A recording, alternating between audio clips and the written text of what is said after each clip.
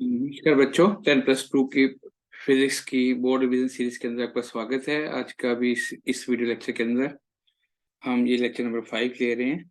Lecture number 1 के अंदर हमने एमसीक्यू क्वेश्चंस करवाए थे वेव ऑप्टिक्स के। सेकंड में कुछ न्यूमेरिकल्स दिए थे 2 मार्क्स के लिए। थर्ड के अंदर हमने वेव ऑप्टिक्स की थ्योरी के अंदर इंटरफेरेंस का फ्रिंज विड्थ वाला आर्टिकल लिया है। और लेक्चर नंबर 4 के अंदर जो अपलोड हुआ है अभी यूट्यूब के ऊपर लेक्चर, इसी मेरे चैनल के ऊपर, उसमें हमने कंडीशंस फॉर कंस्ट्रक्टिव और डिस्ट्रक्टिव इंटरफेरेंस का डिटेल्ड 5 मार्क्स क्वेश्चन लिया है। इस लेक्चर नंबर 5 के अंदर हम पोलराइजेशन ऑफ लाइट को डिस्कस करने वाले हैं। ये quick revision of the theory होगी।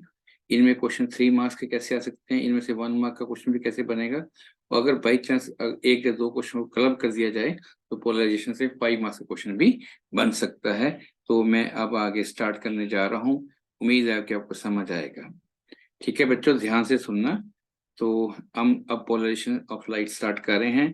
टाइम वेस्ट नहीं करना है, क्विक रिवीजन है, बोर्ड एग्जाम्स हैं, तो जल्दी से जल्दी हम लेक्चर को स्टार्ट करें। देखो बेटे, शॉर्ट शॉर्ट फॉर्म में बताया जाएगा। पहले हम 3 मार्क्स का आर्टिकल आए तो कितना लिखना है, 5 मार्क्स का आए तो कितना लिखना है ना। तो पोलराइजेशन लाइट होती क्या है।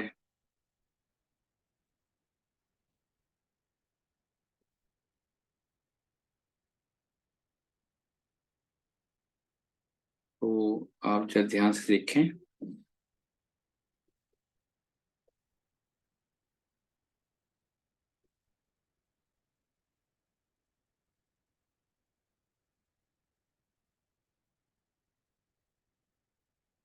हम स्टार्ट कर रहे हैं कि शो करो कि लाइट जो है, फर्स्ट क्वेश्चन फॉर नॉलेज से, जस्ट वेट, कुछ प्रॉब्लम हो रही है इस टैब के अंदर, तो पिछले लेक्चर में भी हुआ था। चलिए वेट कीजिए।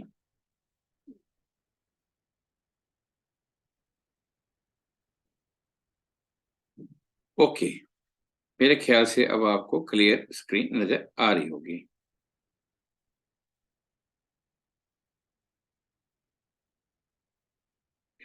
पहला question, general knowledge, what 10+2 physics revision series lecture 5।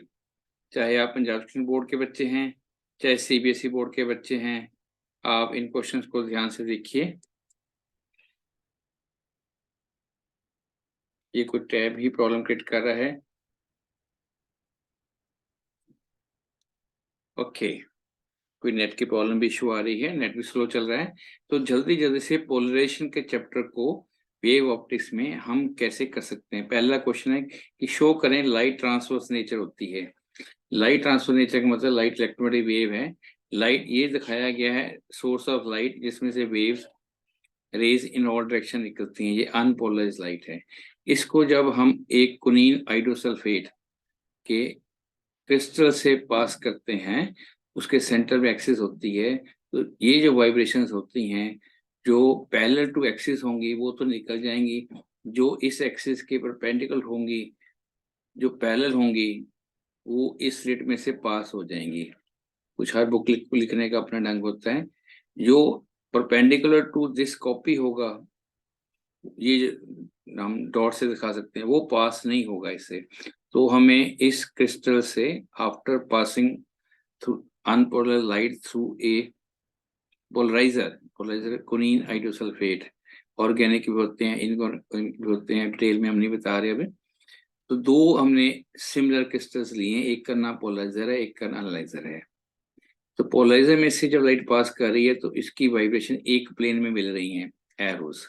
एक प्लेन डाई आउट हो रहा है। ये जो पहले स्टार्टिंग वेव्स हैं, इसमें एरो भी है और डॉट भी है। अब एरो नजर आ रहा है, डॉट वाले वाइब्रेशंस डाई आउट हो गई हैं।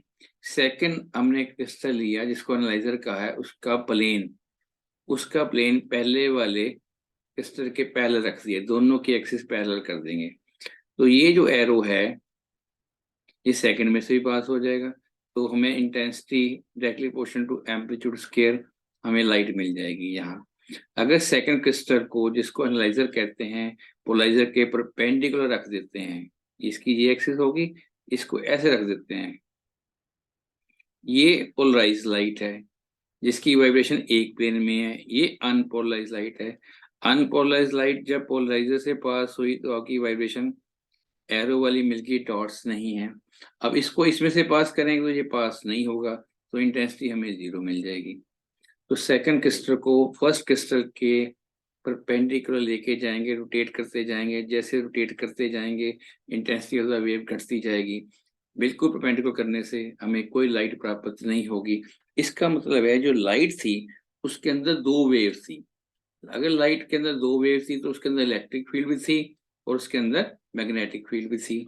आपने पढ़ा होगा लाइट इलेक्ट्रोमैग्नेटिक वेव होती है, उसके अंदर इलेक्ट्रिक फील्ड कंपोनेंट भी होता है, ठीक है, और मैग्नेटिक फील्ड कंपोनेंट भी होता है, दोनों 50-50% होते हैं। तो अगर लाइट अनपोलर लाइट होती, उसमें दोनों कंपोनेंट्स होते, तभी एक कंपोनेंट डाई आउट हो गया। इसका मतलब है जो लाइट हम ये जो अनपोलर लाइट यहाँ दिखा रहे हैं वो लाइट क्या है, ट्रांसवर्स नेचर की। तो जो ट्रांसवर्स नेचर है वो लाइट का करेक्टर है। ये एक इजी सा क्वेश्चन था कि पोलराइजर और एनालाइजर की एक्सिस पैरेलल रखते हैं, हम पैरेलल रखते हैं तो इंटेंसिटी ऑफ वेव मैक्सिमम मिलती है। दोनों की एक्सिस परपेंडिकुलर रखते हैं तो हमें नो लाइट प्राप्त होती है। सेकंड क्वेश्चन ये नॉलेज के लिए था। पोलराइजर कौन है, एनालाइजर कौन है? लाइट इलेक्ट्रॉन वेव होती है, वो ट्रांसवर्स नेचर की होती है, उसके अंदर particles of the medium perpendicular to the direction of propagation move करते हैं। सेकंड क्वेश्चन 3 मार्क्स का पूछा जा सकता है कि पोलराइजेशन ऑफ लाइट क्या चीज है? Polarisation of light by reflection हो सकती है? Answer yes. The phenomena of restricting the vibration of a light vector, that is electric field, in a particular direction in a plane perpendicular to the direction of propagation of light। ये देखो अनपोलर light दिखाई है, arrow भी हैं और dot भी हैं। अनपोलर light को हमने एक सरफेस के ऊपर फॉल करवाया है। जब भी कोई लाइट पे ऑर्डिनरी लाइट सरफेस के ऊपर फॉल करती है उसका कुछ हिस्सा रिफ्लेक्ट होता है और कुछ ना कुछ हिस्सा पार्शली रिफ्लेक्ट हो जाता है। जो रिफ्लेक्टेड लाइट होती है और रिफ्लेक्टेड लाइट होती है उसको चेक करते हैं एनालाइजर के हिसाब से कि क्या ये 100% पोलराइज होगी, ये 100% पोलराइज हो पाई कि नहीं पाई। तो हम देखते हैं कि जब ऑर्डिनरी लाइट आके फॉल करती है उसका एंगल ऑफ इंसिडेंस धीरे धीरे चेंज करते रहते हैं, और यहाँ पे हम अपना क्रिस्टल रख के उससे उसकी इंटेंसिटी ऑफ लाइट को चेक करते हैं। अगर इंटेंसिटी ऑफ लाइट यहाँ पे डिक्रीज होती है, चेंज होती है, तो ये लाइट पोलराइज्ड है, ठीक है। तो इसकी जो वाइब्रेशन है दोनों प्लेन में है, perpendicular to this copy in this plane and perpendicular copy in the downward direction, ऐसे समझ सकते हो। डॉट जहाँ एरो में से एक बचेगा, तो डॉट बचा तो एरो डाई आउट हो गया। तो जो प्लेन पोलराइज लाइट है उसमें इलेक्ट्रिक फील्ड कंपोनेंट एक प्लेन में रिस्ट्रिक्ट हो गया, दूसरा प्लेन में वाइब्रेशन डाई आउट होगी। जो रिफ्लेक्टेड लाइट है उसमें कुछ परसेंटेज लाइट का है, उसमें कभी डॉट भी हैं और एरो भी हैं, इसमें मतलब ये पार्शियली पोलराइज्ड है, ठीक है। तो हमने क्या ध्यान करना है, एंगल ऑफ इंसिडेंस को चेंज करते जाना है, देखना है एक पर्टिकुलर एंगल पे जाके ये जो पोलराइज्ड लाइट है, ये वाली रिफ्लेक्टेड लाइट है, ये 100% रिफ्लेक्टेड लाइट पोलराइज हो जाती है। जिस एंगल पे जाके ये फिनोमेना होता है उसको एंगल ऑफ पोलराइजेशन कहते हैं। When the ordinary light या unpolarized light falls obliquely on a glass slab, it is partially refracted and partially reflected. Both the reflected and refracted beams of light are partially polarized. पहले दोनों ही partially polarized होती हैं at a particular angle of incidence. Angle of incidence equal to IP, ठीक है, particular angle होगा उस surface के लिए। The reflected light is completely plane polarise, ये कंप्लीट हो गया 100%। The angle of incident at which the reflected light is completely plane polarise, इसको हम पोलराइजर एंगल, पोलराइजिंग एंगल कहते हैं। बात समझ आनी चाहिए, ठीक है। अब हम अगला आर्टिकल लेंगे। पोलराइजेशन के 3 या 4 आर्टिकल बनते हैं, तो बहुत इजी टॉपिक है, छोड़ना नहीं चाहिए। क्या पोलराइजेशन लाइट दूसरे मेथड से भी हो सकती है? अब दूसरा मेथड कौन सा है? polarization of light by scattering. Yes, when the beam of white light is passed through a medium containing particles whose size is of the order of wavelength of light. तो wavelength of light कितनी होगी? 4000 angstrom to 8000 angstrom, ये हमारी visible light है। अगर light आ रही है source of light से, रास्ते में पार्टिकल इस साइज के मिल जाएं तो स्कैटरिंग ऑफ लाइट होती है। ठीक है, तो जो बीम है वो स्कैटर हो जाती है। जब स्कैटर्ड बीम को हम चेक करते हैं with the help of analyser या पोलराइजर, पोलराइजर और एनालाइजर दोनों सेम ही क्रिस्टल्स हैं। एक का नाम पोलराइजर है जिससे हम वाइब्रेशन को रिस्ट्रिक्ट करते हैं वन प्लेन के अंदर। सेकंड क्रिस्टल को पहले वाले क्रिस्टल के पैरेलल रख के या उसको स्लोली स्लोली रोटेट करके to the direction of the first हम उसकी इंटेंसिटी ऑफ बीम को चेक करते हैं। अगर परपेंडिकुलर डायरेक्शन में जाके इंटेंसिटी ऑफ द बीम 0 हो जाए तो सेकंड क्रिस्टल को एनालाइजर के नाम से बोल सकते हैं। When the scattered beam is seen in a direction perpendicular to the direction of incidence, अगर scattered light को हम perpendicular to the direction of incidence देखते हैं, it is found to be plane polarized.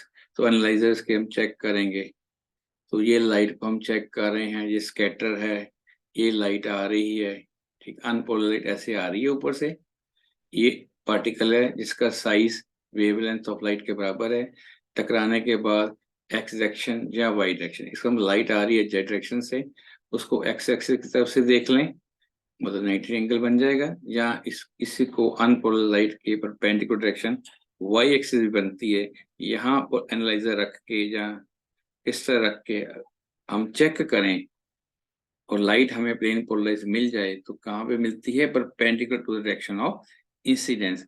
तो इसका मतलब है कि स्कैटरिंग ऑफ लाइट फिनोमेना से भी लाइट पोलराइज हो सकती है। तो polarisation of light by scattering, is it possible? Yes, true false statement मिल सकती है। Polarisation of light by scattering is possible, true और फॉल्स? ट्रू। किसी भी तरह क्वेश्चन आ सकता है। नेक्स्ट क्वेश्चन ले रहे हैं ब्रिस्टल लॉ स्टेट, ये वेरी इंपॉर्टेंट क्वेश्चन है 3 मार्क्स का। State Bristol law show that the reflected light and reflected light are perpendicular to each other when the angle of incidence is equal to polarizer angle. इसका मतलब अभी पहले सबसे starting मैंने बताया था, एक पर्टिकुलर एंगल पे जाके लाइट अगर फॉल करे तो लाइट प्लेन पोलराइज हो सकती है बाय रिफ्लेक्शन। वही वाला आर्टिकल है, ये हमने कंसेप्ट लिया है। ब्रिस्टल लॉ क्या कहता है? Refractive index of the material of the surface mu equal to tan IP। अब इसको आप देखेंगे ध्यान से, यहां देखें, म्यू क्या होता है? tan IP, स्टेटमेंट है। IP क्या है? Angle of polarisation. तो tan क्या होता है? sin IP over cos IP। 10-15 minute के अंदर सारा पोलराइजेशन का टॉपिक खत्म हो जाएगा और आपको टॉपिक क्लियर हो जाएगा, ताकि आप अगर इसमें 3 मार्क्स का आर्टिकल नहीं भी आता तो MCQ क्वेश्चन आते हैं तो भी हम कर सकते हैं। वैसे चांसेस हैं कि इसमें से इंपॉर्टेंट पूछा जाता है बार बार। ये देखो यहाँ पे आगे साइन IP और कॉस IP। अब स्नेल से लगा के कहता है mu equal to sine I over sine R। ठीक है, तो साइन I और म्यू क्या होता है? Sine I over sine R। ये लॉज ऑफ रिफ्रैक्शन है। तो म्यू की वैल्यू ये भी आ गई, म्यू की वैल्यू ये भी आ गई, दोनों को इक्वेट कर देंगे। Sine I over sine R equal to sine IP over cos IP। मेरे वीडियो के साथ साथ लिखते चलें और समझते चलें कंसेप्ट को, ज़्यादा मुश्किल नहीं, वेरी वेरी इजी है। ये रही इसकी डायग्राम। तो मैं लगातार वीडियो लेक्चर्स बोल रहा हूँ, रिवीजन सीरीज लगातार बोलूंगा आज भी कल। सारी वे ऑप्टिक्स और रे ऑप्टिक्स से इंपॉर्टेंट डेरिवेशन 5 मार्क्स वाली, 3 मार्क्स वाली, जब हम डेरिवेशन कर लेंगे उसमें से उसके फॉर्मूले के बेस पे हम न्यूमेरिकल भी कर पाते हैं और 1 मार्क क्वेश्चन भी अटेम्प्ट कर पाते हैं। तो ध्यान से समझो, यहाँ तक लिख लिया है। अब हमारे पास क्या कंसेप्ट है, ये देखिए, अनपोलराइज्ड लाइट एयर से आ रही है, ये प्लेन पोलराइज्ड लाइट है जो अलोंग OB डायरेक्शन जा रही है, जो OC डायरेक्शन में पार्शली पोलराइज रिफ्लेक्टेड लाइट। ये रिफ्लेक्टेड लाइट कौन सी होती है? जो सेम मीडियम में वापस जाए। रिफ्लेक्टेड लाइट कौन सी होती है? जो ग्लास में चलेगी, सेकंड मीडियम में चेंज करके। ठीक है, ये पार्शियल पोलराइजेशन में से किसी पे आपने डॉट दिखा देना है, किसी पे एरो दिखाना है। एरो दिखा दिया, अगले एरो के साथ एरो भी है और डॉट भी है, तीसरे में सिर्फ डॉट है। क्या मतलब कुछ लाइट पोलराइज हो गई है, कुछ नहीं हो पाई है। तो ये हमारा i angle of polarisation, i equal to I P. तो जब angle I equal to I p होगा तो i is equal to r होता है। लॉज ऑफ रिफ्लेक्शन क्या कहता है, angle of incidence equal to angle of reflection. तो मैं लगातार आपके लिए लेक्चर रिकॉर्ड कर रहा हूँ, आप सुनिए, रिवाइज कीजिए, कमेंट बॉक्स में बताइए कि ये टॉपिक नहीं समझ आया, तो कोशिश करेंगे समझाने की। टाइम इज टू शॉर्ट, 2-4 दिनों के अंदर हमने काफी सारे लेक्चर्स आपको देने हैं। तो I equal to I P, तो R is also equal to I P. ये जो R है वो एंगल ऑफ रिफ्लेक्शन है। ये जो R1 दिखाया गया है ये एंगल ऑफ रिफ्रैक्शन। क्या कंसेप्ट है, रिफ्रैक्शन। रिफ्रैक्शन होता है मीडियम चेंज होना। ध्यान से देखो, अब हम लिख रहे हैं साइन आई ओवर साइन R1। देखो ये I था, ये R1 था। अगर हम अपना लॉ लगाएं mu equal to sine I over sine R, तो I है एंगल ऑफ इंसिडेंस, R1 है एंगल ऑफ रिफ्रैक्शन। ये फर्दर म्यू किसके बराबर है, sine I P over cos I P. ये हमारा बस मैथमेटिक्स है इसका। एक बार mu equal to tan i p Brewster law लगा रहे हैं, ठीक है। एक बार स्नेल्स लॉ लगा रहे हैं, म्यू इक्वल साइन आई और साइन आर। दोनों को यूज करके हमने जो क्वेश्चन में स्टेटमेंट है उसका आंसर निकाल लेना है। साइन आर वन क्या चीज है, कैसे लिख सकते हो, 90 माइनस आई पी। ध्यान से देखना जी, R1 की वैल्यू कैसे निकालूं, ये देखो ध्यान से, कितना एंगल है 90, सारा एंगल कितना है 90। 90 में से R1 माइनस 90 में से हमने वैल्यू पुट करनी है R1 की। R1 को लिखा गया है 90 minus I P, 90 minus I P. कैसे, ये जो वैल्यू है ये आई पी है, vertical opposite angle I P. तो टोटल हो गया 90, 90 में से अगर आई पी माइनस करेंगे तो R1 आ जाएगा। तो साइन 90 माइनस आई पी को क्या लिख सकते हो, ठीक है, R1 कह सकते हो। ये देखो cos theta equal to sine 90 minus theta. तो R1 की वैल्यू क्या आ गई, ठीक है, R1 की वैल्यू होगी 90 माइनस आई पी। तो R1 plus I P, R1 plus I P किसके बराबर हो गया, एक मिनट बेटे ध्यान से दोबारा से देखें, यहाँ थोड़ी मिस्टेक हुई है। जस्ट वेट, बोलने में यहाँ देखें बेटे दोबारा से। ये R1 है, ये भी आई पी है, ये भी आई पी है, ये भी आई पी है। ध्यान से देखो बेटे, ये एंगल ऑफ इंसिडेंस है, ये भी एंगल ऑफ रिफ्लेक्शन है, ठीक है। तो साइन R1 किसके बराबर लिखा गया है, इज इक्वल टू साइन, ये देखो यूज किया गया है concept, sine R1 equal to sine 90 minus I P. तो साइन से sine cancel, R1 equal to 90 minus I P. तो R1 plus I P, R1 plus I P.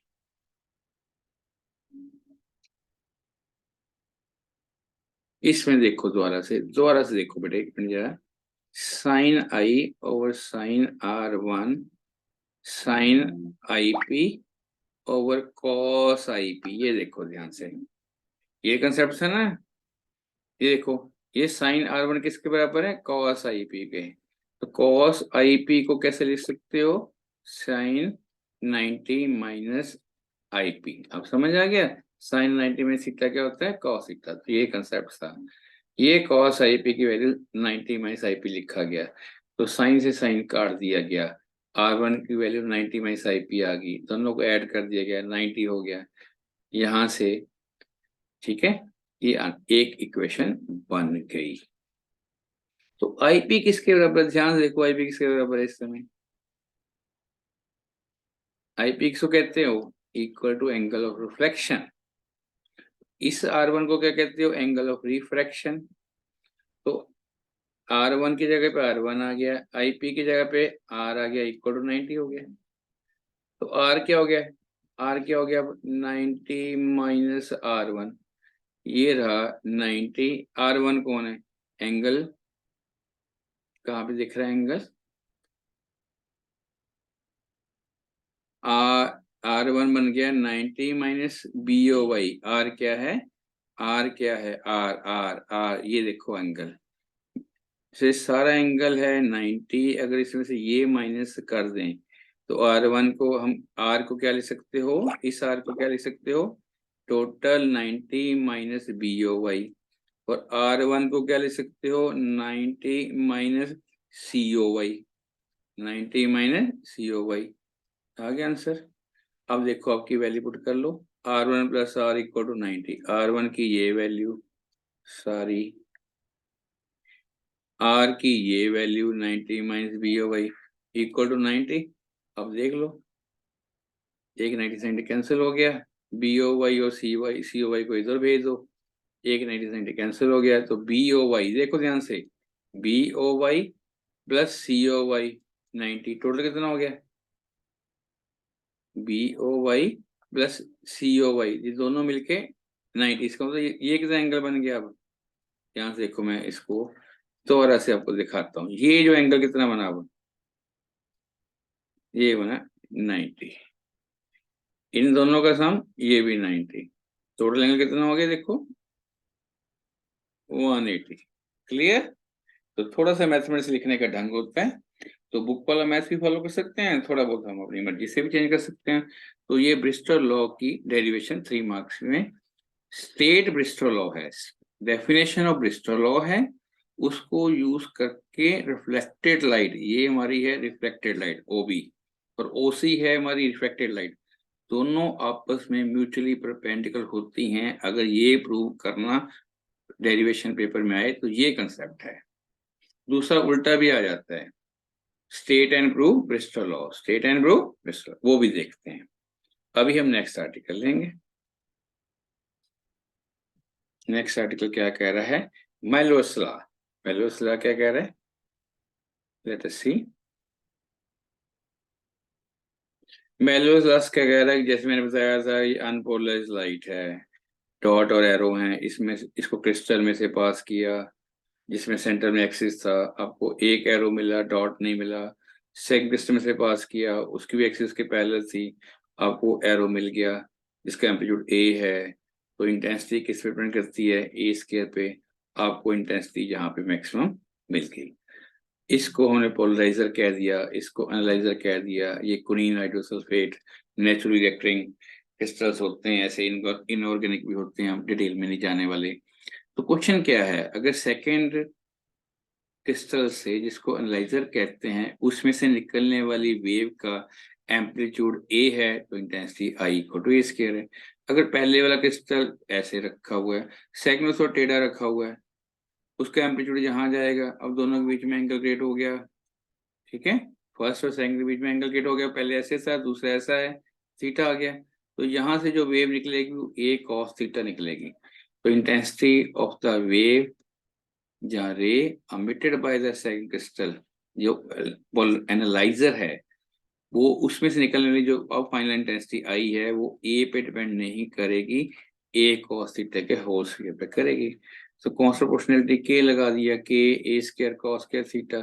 तो K A square को क्या कहते हैं, I नॉट किसको क्या बोला है, स्टार्टिंग वाली को, जब मैक्सिमम वेवलेंथ A निकलती है उसको I नॉट बोल देते हैं, I नॉट मैक्सिमम हो गया। तो K स्क्वायर को I नॉट लिखेंगे, आगे cos के थीटा आ जाएगा। तो resultant density passing through the second crystal, जिसको एनालाइजर कहते हैं, वो equal to I naught into cos के थीटा होता है। थीटा कौन है, theta is the angle between the axis of two crystals. Angle, ये पहले वेव की एक्सिस, ये सेकंड की, दोनों में थीटा कितना है, इसमें मतलब 30 डिग्री है, तो 30 आ जाएगा, 45 है, तो ये रिलेशन हो गया I equal to cos square theta. ये हमारा मेलोस लॉ था। उम्मीद है बच्चे समझ आया होगा। ठीक है, तो ये हमने दिखा दिया, A सेकंड में पास होने वाली A कॉस थीटा, बिल्कुल इसके परपेंडिकुलर A साइन थीटा। तो कॉस थीटा हमने काउंट करना है, साइन नहीं काउंट करना है। ठीक है, तो उम्मीद है कि ये टॉपिक आपको समझ आया होगा। तो यहाँ एक क्वेश्चन हम कर सकते हैं, state and prove Brewster law. Brewster law को प्रूव करें। अगर स्टेट लॉ ब्रिस्टल लॉ को प्रूव करना है तो हमने ये कंसेप्ट मानना है कि reflected light reflected ray and refracted ray are always perpendicular. जो हमने पिछले आर्टिकल प्रूव किया था ना वो यहाँ मान लेना है। इसका मतलब अगर डायग्राम लें दोबारा से वही वाली, ये अनपोलराइज लाइट है, ये मैं डेरिवेशन नहीं कर रहा हूँ बच्चों, ये पोलराइज लाइट है, ये भी आईपी, ये भी आईपी, ठीक है। ये हमारा रिफ्रैक्टेड रे, ये हो गया हमारा, है ना, क्या था जो भी नाम दिया था, बी, है ना, सी, ए, ये ओ ए incident ray, O be reflected ray, O C reflected ray, ये R1, ठीक है। अब हम स्नेल्स लॉ लगाएंगे, mu equal to sine I over sine R1, sine I over sine, तो ये एंगल है हमारे पास x, ये हमारी है y, तो ये एंगल 90 हमें पहले ही पता है, 90 एंगल पता है, तो I को पुट कर सकते हैं 90, या इसको पुट कर सकते हैं सिमिलरली। अब ये पूरी अगली स्लाइड में हम आपको दिखा देते हैं, जगह यहाँ पे कम है, स्लाइड में ही कर देते हैं डेरिवेशन, ठीक है। जस्ट वेट कि ये भी आर्टिकल आ सकता है, state and prove mister law, इसका मैथमेटिक्स कैसे करना है अभी अगली स्लाइड में हम देखते हैं। पहले जो यहाँ पे हैं उनको जरा देख लो ताकि इसको टॉपिक खत्म करें हम। ये कंसेप्ट हुआ मेलवर्स लॉ, उससे प्रूव हुआ ऊपर polarization of light by scattering, polarization of light by reflection, polarization light is transferred। यहाँ तक हमने, ये रहा बेटे जो आर्टिकल हम करना चाह रहे हैं वो यहाँ पे अवेलेबल है, जल्दी जल्दी से हम इसको भी कर लेंगे, ठीक है, घबराना नहीं है। थोड़ा सा प्रॉब्लम आ रहा है, ये आज ये प्रॉब्लम आ रहा है टैब के अंदर,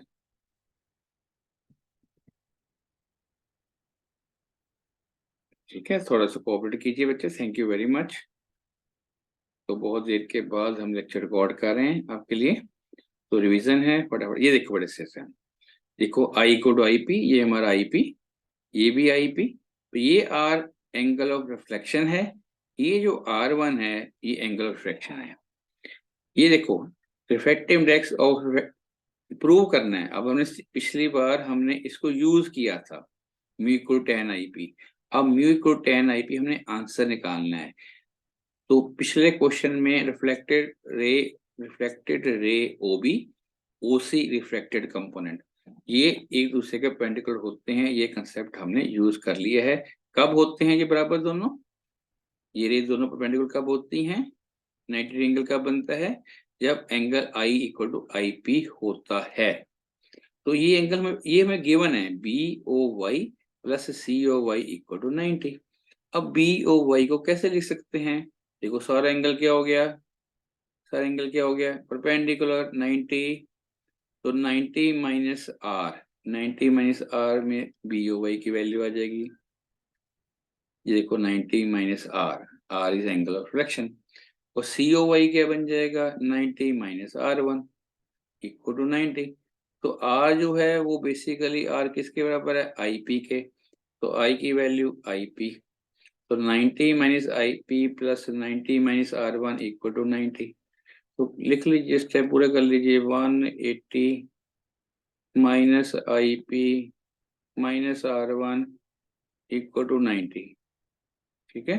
तो अब आई P plus R1 equal to 180 minus 90 कर लीजिए, तो 90 equal to I P plus R1 आ गया। अब R1 की वैल्यू आप निकाल लीजिए, मैथ के स्टेप बुक वाले ना फॉलो करके अपनी मर्जी से भी लिख सकते हैं, घबराना नहीं है, ये हमें गिवन है, दिस वी नो दैट। तो ये अगर 3 मार्क्स में आर्टिकल करता है 2 मिनट में याद हो जाएगा ये भी, ठीक है। जो बच्चे घबराते हैं, हाय मुझे कुछ नहीं आता है, कुछ नहीं आता, ये देखो पोलराइजेशन आपको एक वीडियो लेक्चर के अंदर ही 4 इंपॉर्टेंट आर्टिकल्स करवा दी हैं, कोई ना कोई क्वेश्चन किसी ना किसी फॉर्म में पूछा जाता है, तो आप लिख सकते हो। अगर हम लूज कर देंगे कॉन्फिडेंस कि हमें नहीं याद हो रहा, हमसे नहीं होना, तो कुछ भी नहीं होगा। अगर हम कहेंगे कुछ होता है तो हो जाएगा, पेशेंस रखें, थोड़ा समझ भी आ रहा है, ठीक है। इजी आर्टिकल्स हैं, इजी थ्योरी है, अगर छोड़ेंगे तो बड़ी मिस्टेक करेंगे। पोलराइजेशन से कुछ भी आता है तो बहुत स्कोरिंग रहेगा ये। ओके, ये देखो रिजल्ट आ गया, ये रिजल्ट मिल गया हमें अभी। R1 की वैल्यू 90 माइनस RP। अब अपने स्नेल्स लॉ को लगाएंगे। पिछले डेरिवेशन में स्नेल्स लॉ को यूज करते हुए हमने रिफ्लेक्टेड रे और रिफ्रैक्टेड रे को म्यूचुअली परपेंडिकुलर दिखाया था। अब स्नेल्स लॉ को यूज करके हम ब्रिस्टल लॉ को प्रूव करेंगे। ये वैल्यू हमारे पास आ गई। म्यू किसके बराबर है, देखो ध्यान से भी देखो, ये एंगल ऑफ इंसिडेंस, ये एंगल ऑफ रिफ्लेक्शन, ये angle of refraction. Angle of refraction को हमने R1 से दिखाया है। साइन आई ओवर साइन आर, म्यू क्या होता है, साइन आई ओवर साइन आर। अगर आप अकेले वे ऑप्टिक्स कर लोगे, रे ऑप्टिक्स छोड़ भी दोगे, तो भी आपके 14 मार्क्स की वे ऑप्टिक्स में से 10 to 11 मार्क्स का पेपर हो जाएगा।